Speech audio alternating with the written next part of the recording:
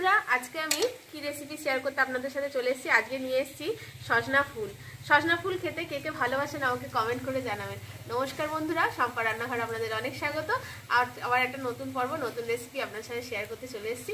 তো চলুন দেখুন এই সজনা ফুলের চচ্চড়ি আমি কীভাবে সহজ পদ্ধতিতে বানাই। চলুন রেসিপিটা শুরু করি, আর রেসিপিটা সম্পূর্ণ দেখার অনুরোধ রইল। তৈরি করার জন্য দেখুন আমি কী কী নিয়ে নিয়েছি। এখানে সরষে আর কাঁচা লঙ্কা নিয়ে নিয়েছি, সাদা সরষে নিয়েছি। সাদা সরষে দিয়ে এই তরকারিটা কিন্তু খেতে খুব ভালো লাগে। নুন নিয়েছি, হলুদ নিয়েছি, পাঁচফোড়ন আর রাঁধুনি নিয়েছি। এখানে বেগুন কেটে নিয়েছি, শিম নিয়েছি, বড়ি নিয়েছি, এটা আমি বিউলির ডালে বড়ি নিয়েছি।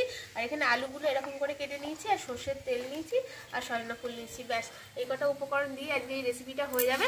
প্রথমে এই কাঁচা লঙ্কা আর সর্ষেটা আমি বেটে নেব।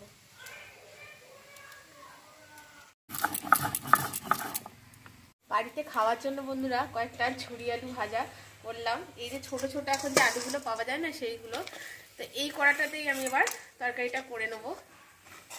আপনারা যদি এই ঝুরি আলু ভাজার রেসিপি আমার থেকে দেখতে চান তাহলে কমেন্ট করে জানাবেন, আমি অবশ্যই দেখানোর চেষ্টা করব। দেখুন আলুগুলো কীরকম ঝরঝরে কুড়মুড়ে হয়েছে। এই রেসিপি যদি আপনারা দেখতে চান কীরকম প্রসেসে বানিয়েছে আমি আপনাদেরকে দেখাবো।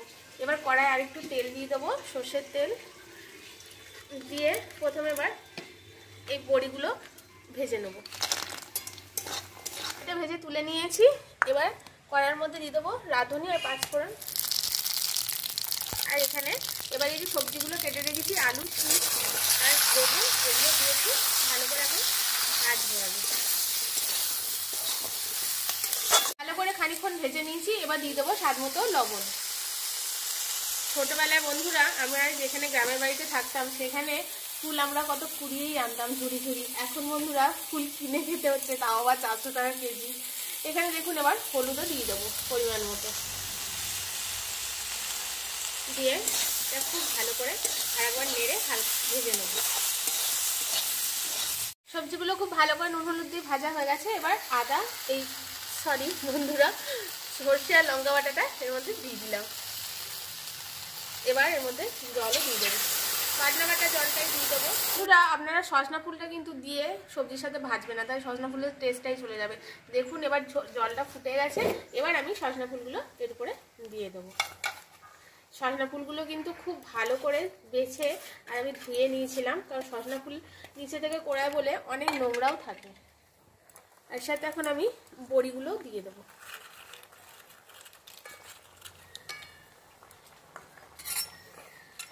দিয়ে খুব ভালো করে নেড়েছে এটাকে আমি চাপা দিয়ে ফুটতে দেবো। এবার ঢাকা দিয়ে কিছুক্ষণ ফুটতে দেবো। ঠিক আছে, এবার এটা খুলে এখানে একটা স্টেপ করবো বন্ধুরা, একটু কাঁচা সর্ষের তেলের উপর দিয়ে আবার চাপা দিয়ে দেবো। তাতে কি হবে, একটা কাঁচা সর্ষের তেলের ফ্লেভার এই তরকারিটার মধ্যে মিশে যাবে, দারুণ খেতে লাগে বন্ধুরা। হচ্ছে জল কমে গেছে, এবার তরকারিটা হয়ে গেছে। এটা এবার আমি নামিয়ে নেবো।